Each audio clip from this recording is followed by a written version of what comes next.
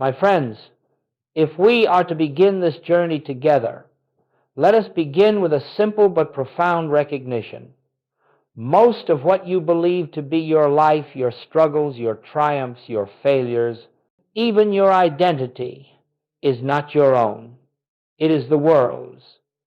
It is the hypnosis of the collective mind, the universal belief in separation from God, the belief in life lived apart from an infinite presence. You were born into this atmosphere before you ever spoke a word, before you ever made a choice, before you ever asked a question. And because you came into it unknowingly, you accepted it unquestioningly. You assumed that what the world presented to your senses was reality. But, you see, the appearances of the world are never reality. They are the dream state of humanity, the universal mesmerism that covers the truth of being like a veil. This hypnosis of the world mind is why fear seems natural, why lack seems threatening, why disease appears powerful, why conflict feels personal. Not because these conditions hold any actual power, but because the mind trained by the world accepts the visible as cause rather than effect. It believes that life is governed from without rather than from within. And so men and women spend their years trying to change the outer picture, unaware that every picture is the outworking of consciousness, and that the moment consciousness is lifted, the picture must change of its own accord. We are not here to improve the dream, nor to resist it, nor to manipulate it. We are here to awaken from it. The purpose of this work is not to give you a better world, but to reveal the world as it is when you see through the mist of hypnotic belief. You will discover that nothing separates you from harmony but the acceptance of appearance as power. You will discover that nothing blocks the flow of abundance but the belief that supply comes from persons and conditions. And you will discover that nothing obstructs your peace but the notion that you are a human being struggling through a human experience. When Jesus said, "My kingdom is not of this world," he was not speaking of another location, another dimension, or another realm. He was speaking of consciousness, your consciousness, when it is free of the world mind. The kingdom of God is within you, not in the heavens, not in the future, not as a reward for good behavior, but as the ever-present reality obscured only by belief in separation. So we begin by acknowledging this. The suffering of the world is not imposed upon you by God, nor is it the truth of your being. It is the product of a hypnotized sense of life, and the moment you recognize this even faintly, the spell begins to lose its hold. The dream begins to thin. The veil begins to open. And what shines through that opening is the reality you have never been separated from, the presence you have never lacked, the harmony you have never truly lost. Let us, then, set aside the temptation to fix appearances, and instead learn to see beyond them. For as long as you attempt to rearrange the outer world, you remain asleep to the inner truth. But the moment you turn within, quietly, without demand, without fear, without effort, you will begin to sense the gentle whisper of the infinite announcing itself. I am here. I am your life. I am your sufficiency. I am your peace. And in that recognition, the great hypnosis begins to dissolve. This is the first step on the path, recognizing the world mind for what it is and yourself for what you are. As we proceed, let us look more closely at this thing we call the world mind, for unless you understand its nature, you will continue to attribute to yourself what never belonged to you in the first place. The world mind is not a personal intelligence. It is not your thinking, nor is it the thinking of any one individual. It is the accumulated belief of the human race, the universal sense of separation from God, and it operates impersonally through every mind that is not awake to the presence within. From the moment you enter this world, you breathe in this atmosphere of universal fear and ignorance as naturally as you breathe the air. Before you can speak your first word, the world mind has begun to instruct you that your safety lies in the outer world, that your supply lies in material resources, that your health lies in the condition of the body, and that your worth lies in the opinions of others. You are taught to measure life by appearances, to judge reality by the senses, and to trust only what can be seen, touched, counted, or controlled. And all of this is accepted without question because no one tells you otherwise. Thus, humanity grows up with a sense of life that is fundamentally hypnotic. People react automatically to the suggestions of the world mind. They fear financial lack, not because lack is real, but because the world mind believes in limitation. They fear illness not because illness has power, but because the world mind believes the body is separate from the source of life. They fear rejection, loss, and failure because the world mind believes each person is an isolated self struggling against an unfriendly universe. And this belief in separation reproduces itself endlessly in every mind that has not awakened to truth. But, my friends, let this be recognized. These are not your fears.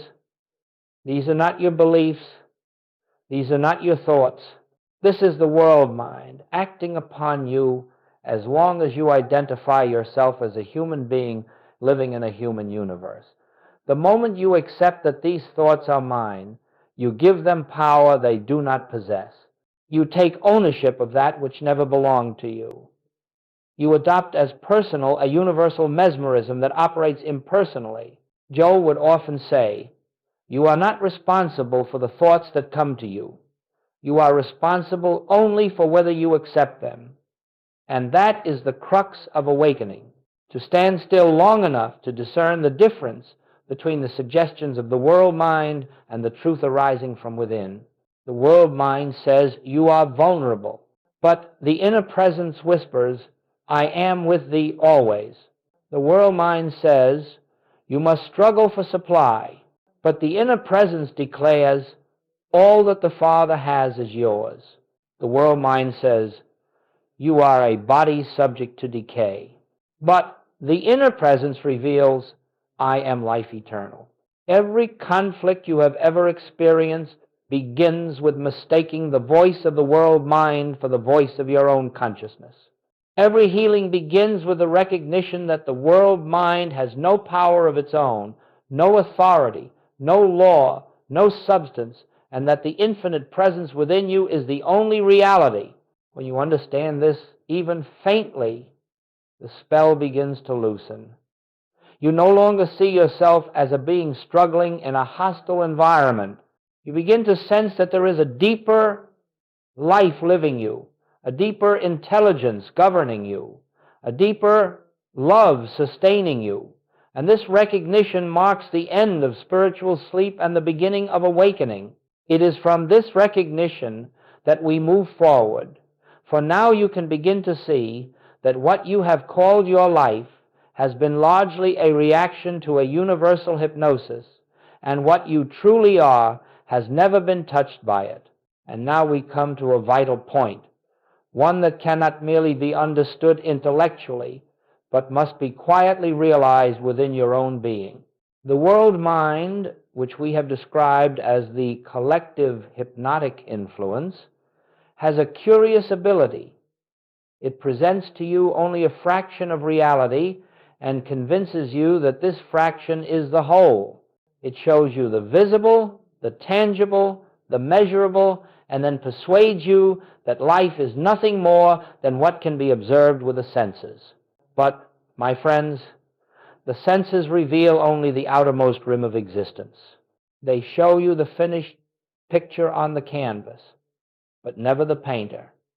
They show you the fruit on the branch, but never the life force that brought it forth.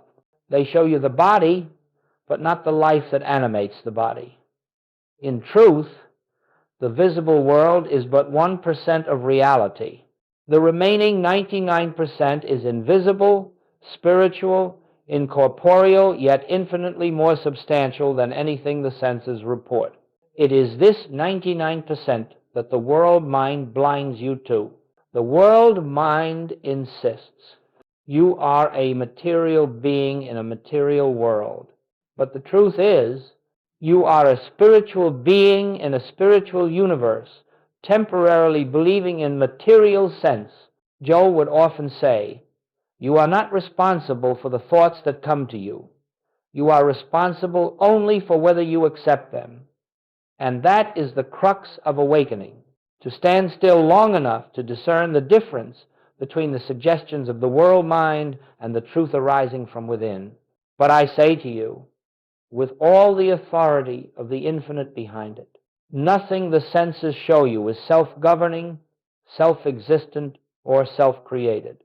Every visible form is an effect, never a cause. The cause, the substance, the life, the law, all of it lies in the unseen realm of consciousness. Let us take this slowly, gently, and with inner quiet, for it is one of the most important recognitions on the spiritual path. When you look at a tree, you do not see the life that produced the tree. When you look at a body, you do not see the consciousness that sustains it. When you look at money, you do not see the divine ideas that unfold as supply. When you look at relationships, you do not see the presence that animates every soul. What you see are the shadows of a far deeper reality. The world mind hypnotizes humanity into mistaking the shadow for the substance. It convinces you that the pictures on the screen are the source of your experience, never showing you the projector behind them. And so you try to change your life by changing the shadows rather than awakening to the light that produces them. This is why men and women struggle endlessly with conditions of health, conditions of finance, conditions of relationship, never realizing that these conditions are only the outer garments of their inner state. They rearrange the surface of life, but the surface is only 1%. The 99% remains untouched, unseen, unrecognized. And because consciousness is cause, the outer forms inevitably return to their previous patterns. When Jesus said, "Judge not according to appearance," he was not calling for moral restraint. He was giving you the key to liberation. He was saying, do not accept the 1% as the truth. Look through it. Look beyond it. Look within. For within you lies the 99%, the divine presence, the infinite storehouse, the eternal life that never fades, never weakens, never diminishes. The moment you cease living by appearances even momentarily and rest in the invisible presence, the outer world begins to reorganize itself according to the harmony of the inner. You are no longer reacting to shadows, but recognizing the reality behind them. And this recognition is the beginning of spiritual vision. Let us pause with this. Reality is not hidden from you, it is only hidden from the senses. Your task is not to change the visible, but to awaken to the invisible that governs all. From this point forward, our work shifts from correcting surface problems to recognizing the spiritual substance beneath every appearance. And as this recognition deepens, the hypnosis of the world mind loses its power, and you begin to see life as it truly is, not as the senses have trained you to believe. Now, my friends, once you understand that the world you have been reacting to is but a hypnotic presentation of the world mind, and that the senses show only the outermost fraction of reality, the question arises naturally: how do we awaken? How do we break the spell that has held us since birth? And the answer may surprise you, for it is not found in effort, nor in resistance, nor in mental struggle of any kind. You awaken from hypnosis the moment you stop fighting the shadows and begin to recognize their unreality. You see, no one ever emerged from a dream by wrestling with the images in the dream. You awaken by realizing they have no life apart from the consciousness that beholds them. And so it is with the world mind.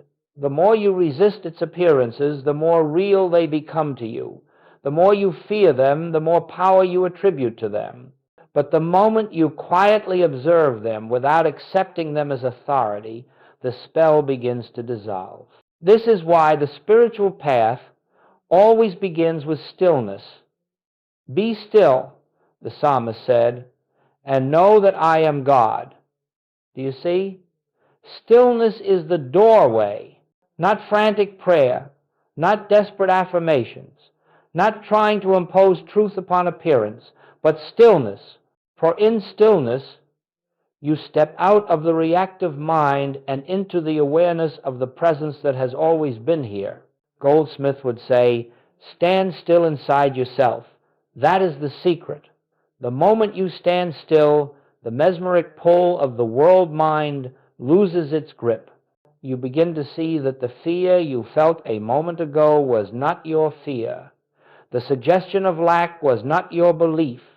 The impulse to panic was not your nature.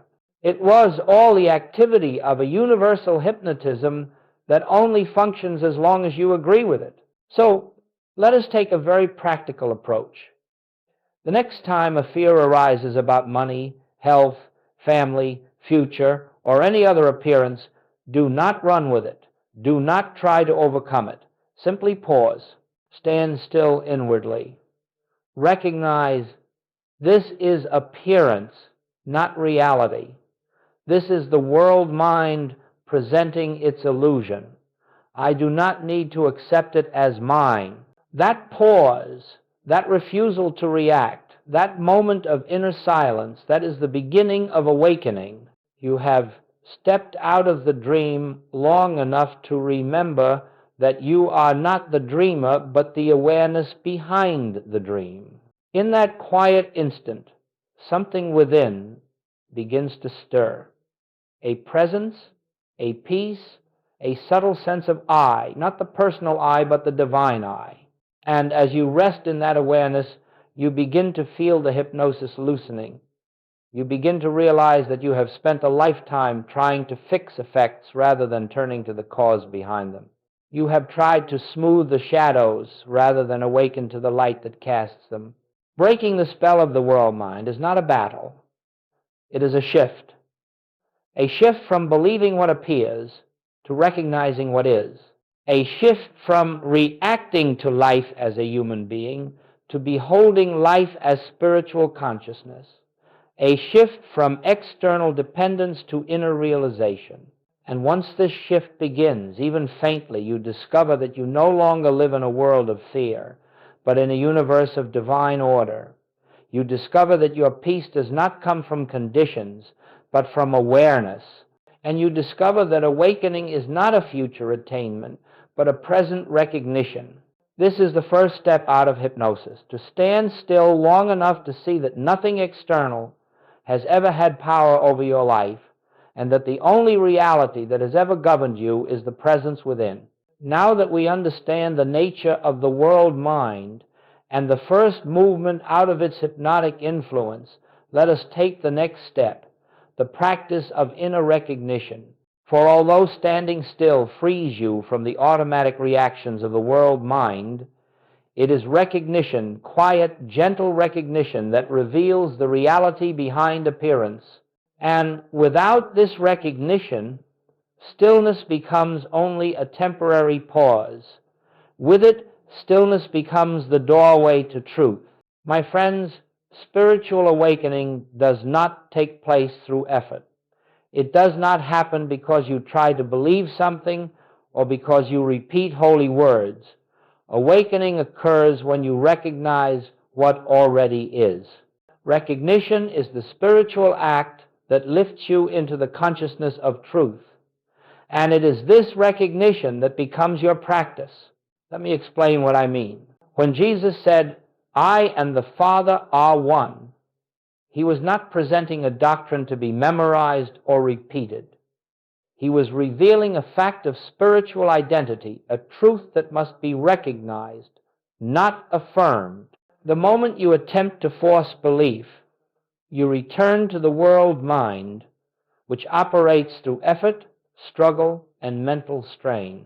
But the moment you quietly acknowledge the truth, without effort, without tension, you begin to live from the level of consciousness Jesus lived from. You begin to see reality as it is. Recognition, then, is not an act of the mind.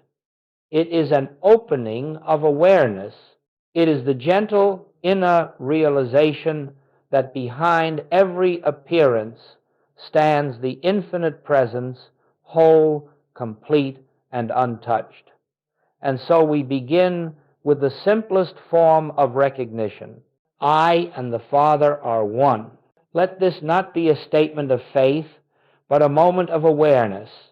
Let it sink beneath thought, beneath emotion, beneath belief. Let it be a recognition of the fact that your life is not separate from the source of all life, that your being is not separate from the divine being that animates the universe, that your consciousness is not isolated, but rooted in the infinite. As you rest with this, another recognition emerges naturally. The kingdom of God is within me. Again, not as something to acquire, not as a place to reach, but as the truth of your being now. Let this recognition bring you into a sense of inner spaciousness, as though a quiet light were dawning from within, showing you that everything you have ever sought outwardly has been present inwardly all along. And then we come to the recognition that underlies all others. All that the Father has is embodied here in this consciousness. Not in the bank account, not in the body, not in circumstances, but in consciousness. Your consciousness, when it is aligned with truth, with this recognition, the world mind loses its power, for you no longer look to the visible realm for supply, safety, or fulfillment. You begin to recognize that everything visible is but an expression of the invisible, and that the invisible is always complete. Now, let us make this very practical. Take any appearance in your life, a financial need, a physical condition, a relationship tension, and bring it into your awareness. Do not attempt to fix it. Do not attempt to change it. Simply place it before the light of recognition and see it as appearance only. Then turn inward and rest in the awareness. The presence within me is the only reality. The truth of my being is untouched by this appearance. I and the Father are one. Remain quietly in this recognition, without thought, without effort, without trying to bring about a result. Do nothing to the appearance. Let it be, and instead recognize what is true. As you rest in this inner knowing, the appearance begins to lose its sense of power, for you are no longer feeding it with belief. You are no longer granting it authority. You are no longer confusing the shadow with the substance. This is the practice of recognition, a practice that gradually lifts you out of the hypnotic suggestions of the world mind and reveals the spiritual reality behind every circumstance. As this recognition deepens, less and less of your life is lived in reaction to the outer world, and more is lived in attunement with the presence within. And, my friends, it is this attunement, not the outer effort, not the human will, that transforms experience. Recognition does the work, because recognition is the light that dispels the darkness of appearance. And now, having come to an understanding of recognition, let us take the next step: how to live above appearance in the midst of daily life. For a spirituality that functions only in meditation but collapses at the first sign of challenge is not yet realization, it is still aspiration.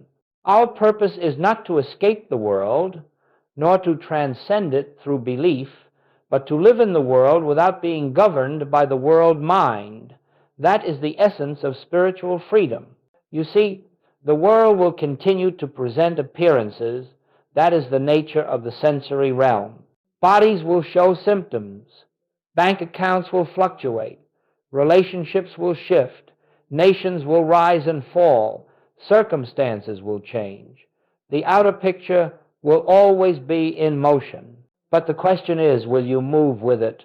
Will you permit every wave of appearance to govern your peace, your decisions, your inner state? Or will you stand in the awareness that behind the motion of form is the stillness of spiritual reality? To live above appearance means that you no longer grant authority to the surface of life. You may acknowledge what the senses report, but you do not accept it as cause. You do not let it enter your consciousness as truth. You recognize that appearance is effect, and that effect cannot dictate the state of the cause within you. Let us make this practical. When a financial need arises, the world mind instantly whispers, "You are vulnerable." Notice that thought. Do not react to it. Do not argue with it. Simply recognize it as the world mind expressing its belief in lack, and then quietly turn inward, without strain, and rest in the awareness. Supply is consciousness, not money. My good is not in the visible, my good is in the presence within. Do not attempt to manufacture abundance. Do not attempt to visualize outcomes. Simply return to the truth of being and let the recognition dissolve the suggestion of lack. As you do this, you will discover that right ideas come to you, right opportunities arise, right action becomes clear, not because you forced anything, but because you removed the veil that obscured what was already present. Or, let us take an example from health. When the body presents discomfort, the world mind responds with fear. It interprets the body as your identity, and illness as a threat to your existence. But pause, be still. Recognize that the body is not the self, and that the self is not confined to flesh. Rest in the awareness. Life is spiritual. The substance of my being is wholeness. The body can express only what consciousness embodies. This recognition does not deny the appearance, it transcends it. It brings the invisible reality into conscious awareness, and the appearance begins to lose its claim upon you.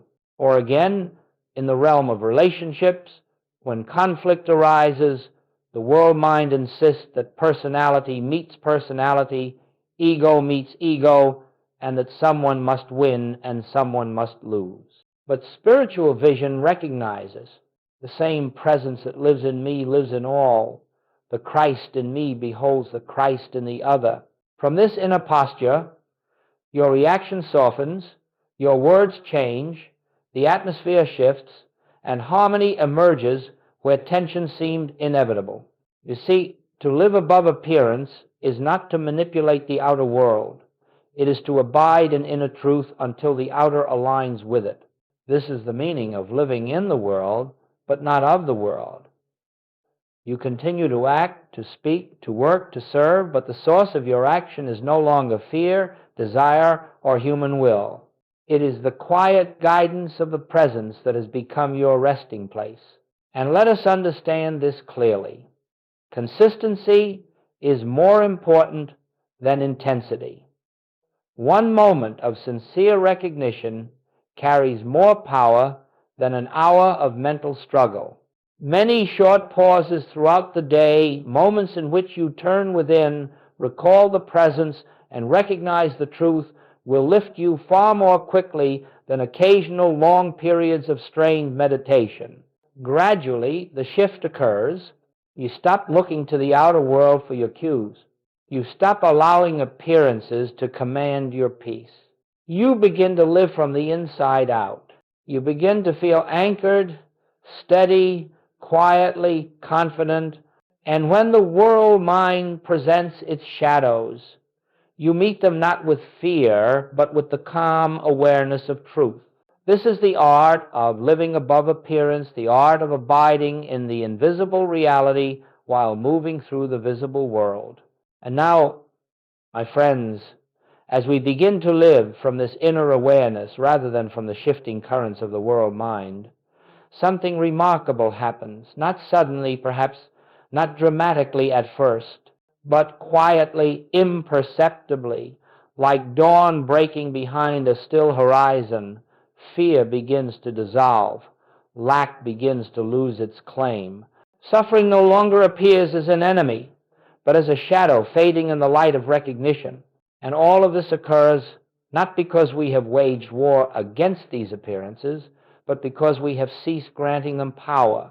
You see, fear cannot exist in the presence of recognized truth. Fear feeds only on separation, on the belief that you stand alone, apart from the infinite, subject to forces outside yourself.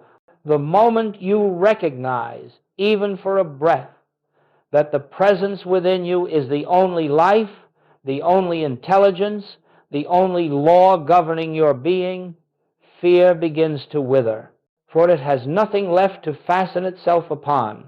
Lack, too, dissolves, and not because your circumstances suddenly change, but because you no longer look to circumstance as your source. The very moment you perceive supply as consciousness and not as matter, the grip of financial fear loosens. You stop treating money as though it were your master. You stop treating income as though it were your life. And in that inner shift, channels of supply that were always present but hidden by fear begin to reveal themselves. Not through strain, not through forced positivity, but through the natural unfoldment of consciousness expressing itself, and suffering, whether emotional or physical, begins to lose its sting the moment you stop identifying yourself with the form in which the suffering appears. When you cease saying, "I am sick," or "I am distressed," and instead rest in the awareness, the I that I am is spiritual, whole, untouched by this appearance, then even the body begins to relax its grasp, the emotions begin to unwind, and the atmosphere of your being softens into peace. Not because you have fought the condition, but because you have stopped empowering it with your sense of identity. Let us take this more deeply. Suffering persists only as long as you believe that life is happening to a separate me. This me, this personal sense of self, feeds on fear, lives on resistance, and thrives on the belief that it must protect, defend, and secure itself. But the moment you recognize that your true self is not the personal me, but the infinite presence that animates you, the foundation of suffering begins to crumble. And so the dissolution of suffering is not a process of overcoming anything. It is the quiet recognition that there is no separate self to suffer. There is only the one appearing as you. There is only the presence expressing through you as harmony, peace, and completeness. Now let us return to the practical. When fear arises, do not attempt to remove it. Simply observe it and rest in the awareness. Fear is not my thought. Fear belongs to the world mind. I stand in the presence of the infinite. You will feel the fear lose its urgency. You will sense it passing like a cloud. When lack presents itself, do not rush into panic. Turn within and rest in the recognition, supply is spiritual. All that I require is already present in consciousness. A quiet confidence will arise, not bravado, but the assurance of inner sufficiency. When suffering comes, do not identify with it. Gently declare inwardly, I am not the body, I am not the emotion, I am the presence that beholds these appearances. Peace will begin to permeate the experience, even before conditions change. In each case, you have not fought the appearance, you have not denied the condition, you have simply withdrawn the belief that the appearance has power over you, and that withdrawal is the dissolution. Now the law begins to operate. The outer picture must eventually conform to the inner realization. This is not metaphysics, this is not mind power, this is spiritual law. Consciousness is cause, form is effect. And so, as consciousness rises, suffering falls away, not because you have improved your life, but because you have ceased to believe in the reality of anything unlike the presence of God. Fear dissolves in truth. Lack dissolves in recognition. Suffering dissolves in identity restored. This is the fruit of living from the inner presence rather than from the world mind. And this is the beginning of real freedom. And now, as fear, lack, and suffering begin to dissolve in the light of recognition, we come to what may be the most misunderstood word in all of spiritual literature: freedom. For the world believes that freedom means the ability to change outer circumstances, to control events, to secure favorable outcomes, or to arrange life so that nothing disturbs us. But this is not freedom.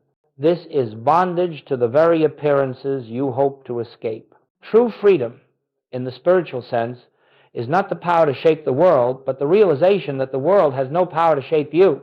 It is the discovery that peace does not depend on conditions, that safety does not depend on form, that abundance does not depend on material channels, that harmony does not depend on the behavior of others. Freedom, as Goldsmith taught, is the state of consciousness in which nothing in the external realm can pull you out of the inner awareness of the presence. Freedom is the realization that you stand in the midst of a spiritual universe governed not by chance, nor by circumstance, nor by human will, but by the infinite intelligence of God manifesting as your very being. And now, as fear, lack, and suffering begin to dissolve in the light of recognition, we come to what may be the most misunderstood word in all of spiritual literature: freedom. For the world believes that freedom means the ability to change outer circumstances, to control events, to secure favorable outcomes, or to arrange life so that nothing disturbs us. But this is not freedom. This is bondage to the very appearances you hope to escape. Imagine a life in which nothing external can disturb your peace, not because conditions are perfect, but because your peace is not rooted in the outer world at all. Imagine discovering that the same presence which lived in the prophets, in the mystics, in the Christ, is the very presence animating you. Imagine waking each day with a quiet assurance that the source of infinite supply, infinite love, infinite wisdom, infinite harmony is not somewhere outside but within your own consciousness. This is freedom. Freedom begins the moment you stop taking direction from the world mind. When you refuse to let fear dictate your choices, when you decline to let appearance determine your response, when you anchor yourself in the inner presence instead of an external circumstance, you step into a realm of life the world knows nothing about. You begin to experience what the mystics have called the peace that passes understanding, a peace untouched by the rise and fall of events. You begin to move through the world with a sense of inner poise, as though something greater than your personal self were guiding you, directing you, sustaining you. And indeed, that is precisely what is happening. Freedom also reveals itself in clarity, when the mind is no longer clouded by fear, desire, or resistance. Intuitive wisdom begins to flow. Decisions become natural, effortless, almost obvious. Right action reveals itself without strain. You find yourself in the right place at the right time, speaking the right words, meeting the right people, not through planning or strategizing, but because consciousness has aligned itself with truth, and the outer life must follow. Freedom expresses itself in non-reactivity. The world presents anger, and you do not respond with anger. The world presents chaos, and you remain centered. The world presents lack, and you remain assured.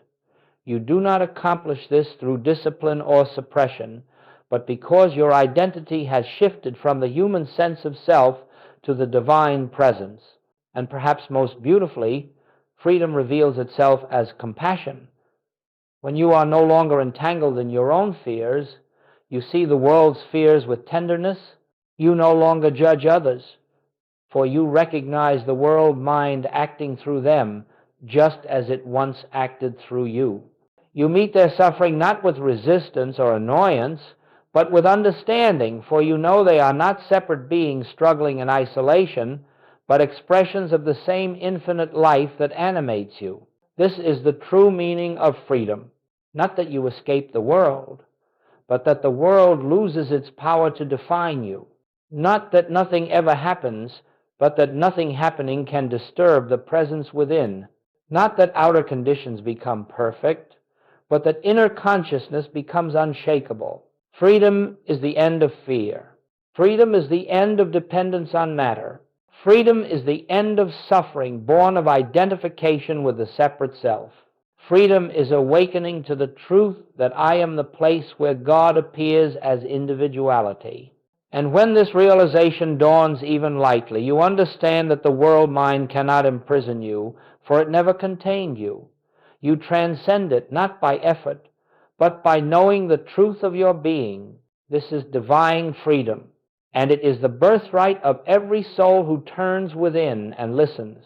And now, as we come to the close of this sharing, let us return once more to the simplicity of the spiritual life, for all that we have spoken of the world mind, appearance, recognition.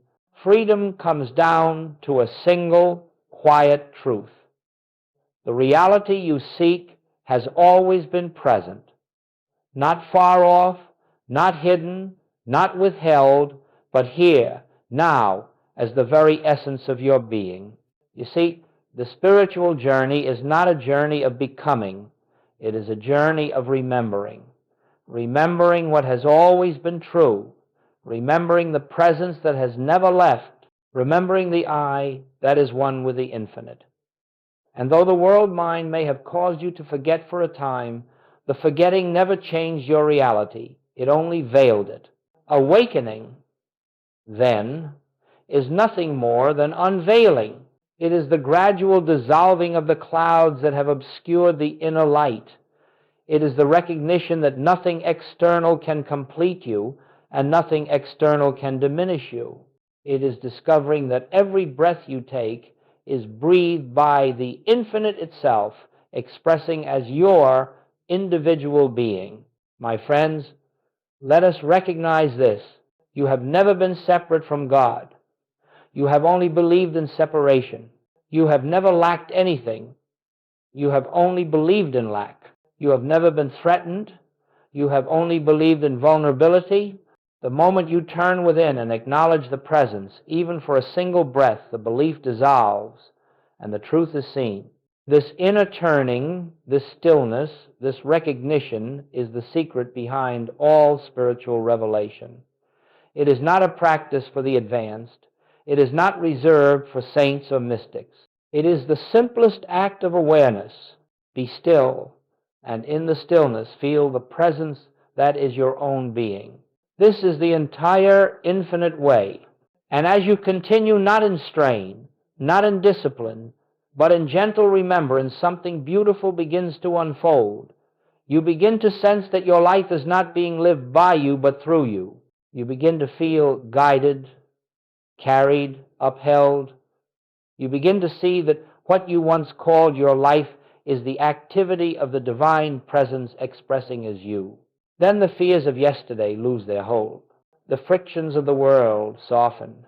The anxieties born of the separate self fade into quiet confidence.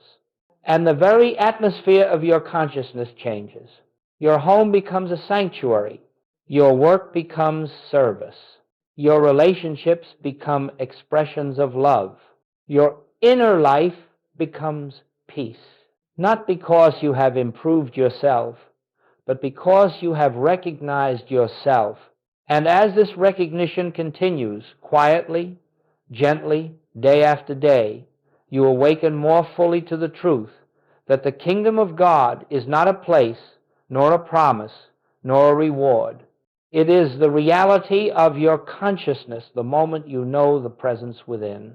So let us leave this time together in stillness, with no striving, no effort, no expectation. Simply rest in the awareness. I and the Father are one. The presence lives my life. All that God is, I am. And in that recognition, you will discover what the world could never give and what it can never take away: the peace, the wholeness, and the freedom of the awakened self. This is the reality that has always been present. This is the life that is living you now. This is the truth that needs only your recognition to be revealed. Let us rest in that truth quietly, silently, gratefully,